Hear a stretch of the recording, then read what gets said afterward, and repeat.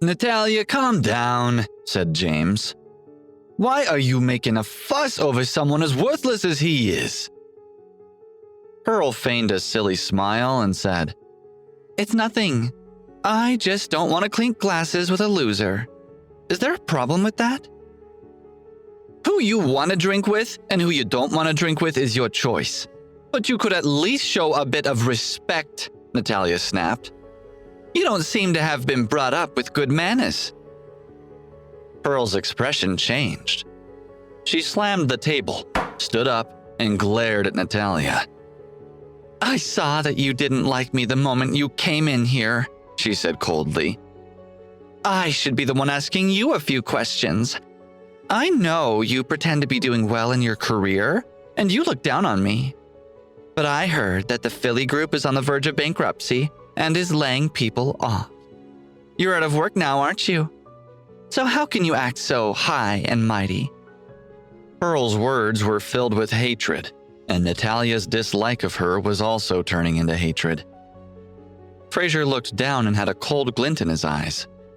Bullying was something he could tolerate, but someone bullying his own wife was out of the question. Natalia was about to reply when Dorothy asked, "Natalia, are you out of work? Why didn't you tell us about such an important thing?" Hostess said, "How could she still have the nerve to speak to Pearl like that? She's not going to find another job easily. Who would want to take her on?" Natalia's heart ached as she listened to the conversation. She pursed her lips to prevent herself from crying. "Most people's fathers would think about how to comfort their children in such a difficult situation," she thought. "But with him, all I get is mockery and ridicule. And he's even doing it in front of an outsider who was arguing with me." As she thought about it, she felt chills run down her spine.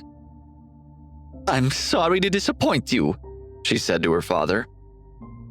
Fraser embraced her gently and said, "Natalia isn't unemployed." Pearl snorted and said, "Are you joking? You're not going to tell us that she didn't lose her job and got promoted instead, are you?" Fraser smiled and said, "Natalia, you're too secretive.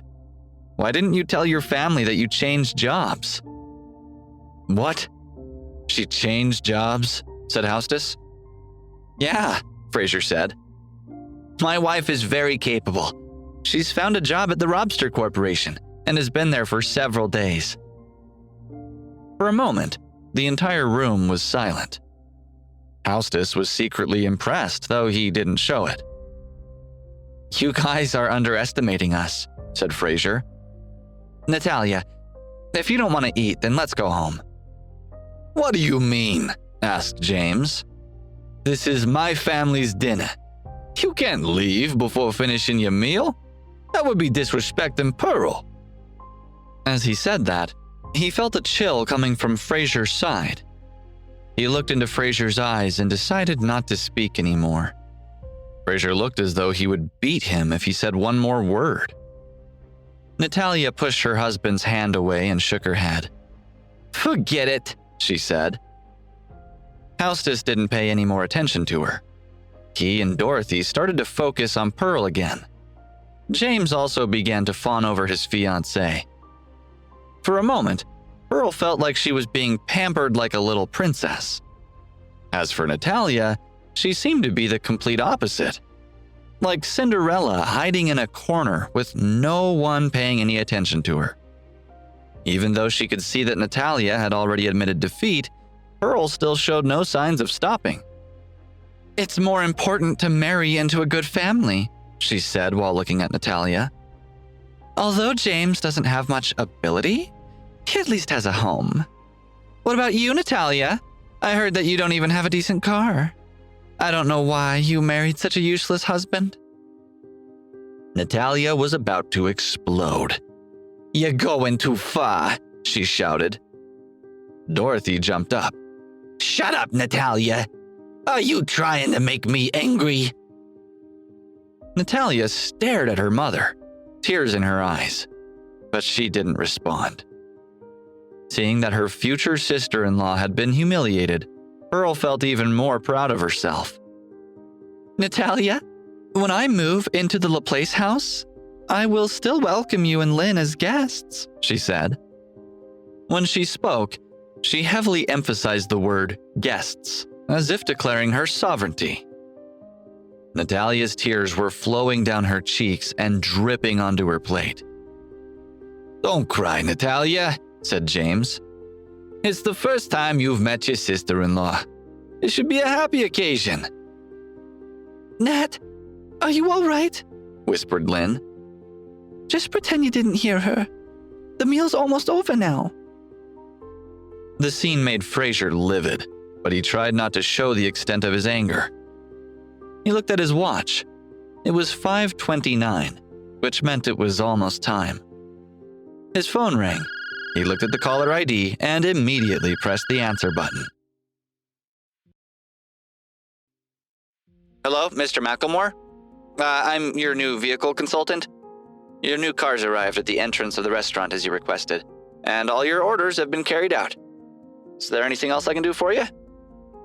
"There's nothing more," said Fraser. "I'll put in a good word for you with your manager." He hung up and saw everyone in the room staring at him curiously. Pearl laughed out loud and said, "How would he be putting in a good word to someone's manager? That's just laughable." "Tell me, Fraser, how much business did you do with the person on the phone? Don't tell me that it was $1 million. Fraser smiled and said casually, "No, it wasn't that much. Just $350,000.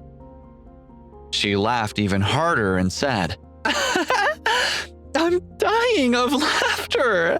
Do you even know what $350,000 is? If you had that kind of money, why would you stay with the LaPlace family and be so submissive?" Dorothy couldn't sit still any longer. She slammed the table and stood up. "Fraser, what is all this about?" she demanded. "Stop playing games." Natalia also looked at Fraser and wished that he would be more forthright. "All right, it's getting late, and the meal was very enjoyable," said James, who could see that the safest thing to do was to wind up the evening. "I hope that we can all gather like this again in the future." He then looked at Fraser and said, "Fraser, what are you doing sitting there? Why aren't you opening the door for everyone?" James didn't treat Fraser as a family member, but ordered him around like a servant. Fraser didn't say anything, but stood up to casually open the door. "Unbelievable! He's so obedient," muttered Pearl. James led the way as they left the room one by one. Fraser just smiled. "I've let these people show off. And now, it's my turn to have some fun," he thought. When Natalia passed Fraser, she sighed. She was disappointed in him and felt that he had become useless again. It seemed to her that all his previous power had just been an illusion. When the two of them got downstairs, they saw Pearl sitting in the back of a cool-looking car. The consultant was trying to dissuade her from sitting there. "My God!" she exclaimed. "There must be a rich man eating here. Why didn't I see him? James, I want one of these too." She looked toward the restaurant, but Fraser was blocking the entrance. "Get out of my way," she demanded. "I want to see the owner of this gorgeous car." "I'm sorry, but that car is mine," said Fraser. "Yours? Dream on, loser. This car is worth more than $300,000, she said. James also mocked him. "Fraser, you've spent almost all the money you made selling those properties, so how could you still have the money to buy even a beat-up old wreck, let alone a car like this?" Natalia's parents also felt that it was laughable, and they criticized their son-in-law for pretending to own the car. At that moment, someone said, "Excuse me, are you Mr. McElmore?" The consultant had heard James mention Fraser's name. "I am. Mr. McElmore, I'm your vehicle consultant. I called you just now. Here's the key. She's all yours. Before Fraser could get his hands on it, Pearl stood in front of the man and said, You must be mistaken. We all know this person, and he's just a hopeless loser who lives in a fantasy world. No, I'm not mistaken, the man insisted. Mr. Wilson of the Robster Corporation specifically asked me to deliver this car to Mr. Macklemore, he said solemnly. The group looked at each other at the mention of that name. Even they weren't qualified to meet him, let alone Fraser. However, looking at the consultant's expression, it didn't seem like he was joking at all. Does Fraser really know Henry Wilson? Houstus wondered. Fraser, how did this car get here? Tell me the truth, Natalia said as she glared at him. She knew very well that Henry had seen how he had been rewarded for selling the 100 properties. Now he's given him a car, and the company's treating him as one of their own, she wondered. Fraser had given her the rest of the money he had made after selling the properties, so he didn't have anything left. He chuckled as he pulled Natalia aside and whispered, He owed me a huge favor, so I borrowed a car for you to drive. Only borrowed, she thought. What a fool I'm married to. Fraser, you really are something, she exclaimed. It was a big favor, yet you only borrowed a car? I'm just trying to help you save face, he said. Save face? How much is that worth? You wasted your big favor just to help me gain some face? Do you know how few people in San Clemente get the chance to speak with someone so important? Natalia continued being oblivious to his love. She was furious. She had hoped Fraser would use his contract to their best advantage. However, he had only borrowed a car and wasted his great opportunity. Everyone heard him say that the car was only borrowed. They took advantage of the situation just like they did with his previous vehicle. So it's just a loan, said Pearl, laughing. I was wondering how someone could be so capable while appearing to be so dumb. The group of people roared with laughter and drove away in the expensive car. As for Natalia, she angrily took a taxi back home and pondered on the idea that in a previous life, she must have committed many sins to have ended up with such an unambitious, good-for-nothing husband. The vehicle consultant was completely stupefied. He hadn't felt it was his place to interrupt the family's argument, so he asked, Mr. Macklemore, didn't you buy the car? Don't let anyone know about this, said Fraser. So, Mr. Macklemore likes to keep a low profile, the consultant thought. He didn't show any emotion when facing the family's mockery, so he must have an extraordinary identity. When Fraser arrived home, he saw Natalia sitting on the couch in a bad mood. He went over to her and said, Natalia, just now. She didn't look at him but gave a cold snort, got up, and went to her room, slamming the door behind her. He was used to it. He shrugged helplessly and went back to his own room to sleep. It was already late into the night when Fraser's phone rang. Apart from Natalia, there weren't many people who would ever bother to call him. He picked up his phone and saw that it was a phone number without a name on it. However, his expression instantly turned cold. He was familiar with the number. He had deleted the owner of the number from his contacts list some time before. The owner of that number was a man called Ben Macklemore. Fraser's father had a total of 18 sons, and Fraser was the youngest of them. The other 17 were all his half-brothers. As the youngest, Fraser had been the most doted on. Because of that, he had never been liked by his brothers. However, there was one exception. That person was Ben, who was his 9th brother.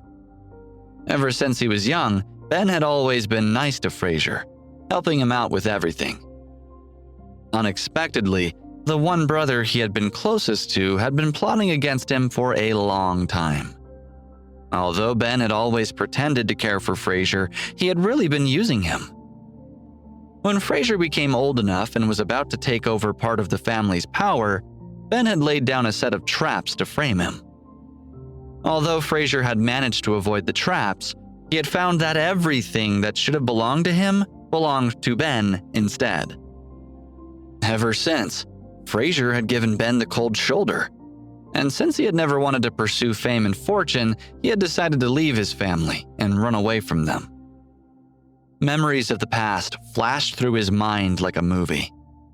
Before answering, he stared at the familiar number on the screen for a long time. "Little brother, you finally answered the phone," Ben cried. "I thought you were asleep." "Hello," Fraser said shortly. "Are you listening, 18? Ben asked, using his favorite nickname for Fraser. Hearing the familiar form of address, Fraser felt disgusted.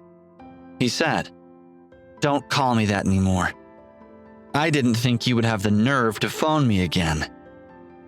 Ben laughed and said, "I thought you would have realized by now that I don't have any shame." "Yes, I know that you're shameless. Why are you bothering me now?" Fraser asked bluntly. "I heard that you changed your mind and that you're preparing to return to the family. If that's true, then I think your decision is a bit unwise. Although you are nothing in the outside world, at least your life is not in danger.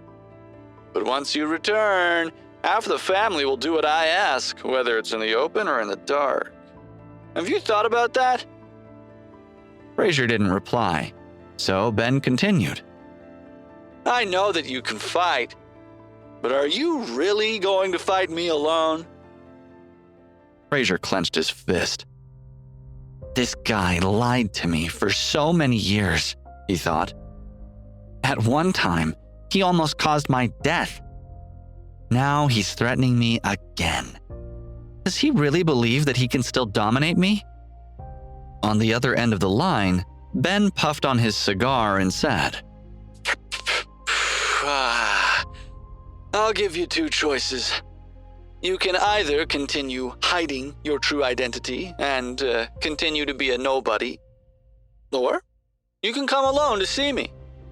If you choose to come here, remember not to let anyone know where you're going." Fraser laughed bitterly.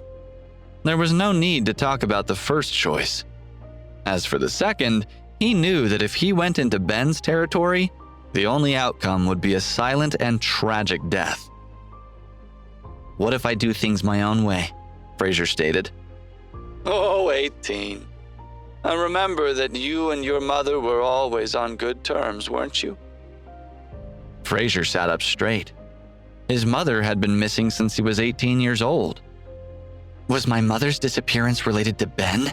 He wondered. "I always loved my mother," Fraser said. "Do you know what will happen to you if I find out that you were involved in her disappearance?" Ben released a puff of smoke and said nonchalantly, "Go ahead and report it, and see if the old man will believe you. If you want to know more about your mother, come and find me. We can have a nice chat about it." "Tell me now, you bastard," Fraser cursed, but Ben had already hung up. When he tried to call him back, he could not get through. Because Sheila's soundproofing wasn't very good, a few moments later there was a murmur outside his door. "Hey, be quiet in there, or I'll make sure that you end up sleeping in the street," Sheila snapped threateningly. Fraser quickly calmed down and started to analyze what Ben had said. He reasoned that his mother's disappearance had probably had nothing to do with him. His mother hadn't been an ordinary woman. She had seemed gentle on the outside, but was actually very powerful. Even though Ben had a lot of power in the family, he wouldn't have been able to affect her. However, Fraser suspected that Ben knew what had happened to her. Fraser had always wanted to find his mother and reunite with her. He clenched his fists, and his nails dug into the flesh as he muttered, "Ben, you wait. When I become strong enough, I'll come and find you." and I believe that day will be soon. The next day, Fraser woke up early. The previous night's incident had disturbed him badly. He had decided to return to the family and needed to prepare himself for that. Fraser first returned to the neighborhood where he had lived previously. He saw 3 people sitting near a street corner, playing cards on a concrete table. He went up to them just as they were finishing their game. The first to see him was a tall, thin guy named Ian Taylor. When he saw Fraser, he froze for a second and then immediately punched him lightly on the chest. "Fraser, how are you doing, kid? I heard that you were chased out of your home by your father-in-law. I was about to call you and arrange for us to get together," Ian spoke loudly. The other 2 also greeted Fraser warmly. He had always felt comfortable with the 3 of them and often spent time with them when he had nothing else to do. The names of the other 2 were Liam Young and Brett Andrews. Brett had been classmates with Fraser back in college, and he had become an exceptionally good programmer. He started a technology company with Fraser after the 2 of them had graduated. However, the company hadn't lasted long. Hey guys, Fraser here. Listen to the full episode of Unraveling the Son-In-Law exclusively on Pocket FM app. Click the link in description to install the app now.